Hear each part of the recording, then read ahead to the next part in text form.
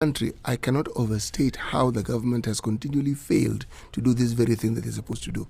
And I think partly it's because they don't really understand the needs of these people they purport to. They think they do, they make statements that are supposed to imply they do, but they don't. Because if they did, then they wouldn't conduct themselves the way they do.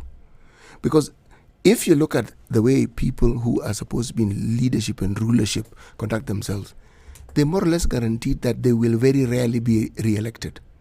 Because the voter looks at what they do, the voter understands them, and the voter says, this person isn't looking after my interests. So when I have an opportunity to get rid of him, and that is during an election, I will get rid of this particular individual. But of significance, this particular parliament that we actually have people who were previously in the media, who were elected.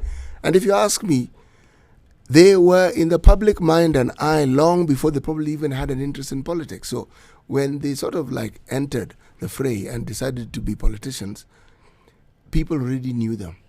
People already accepted them.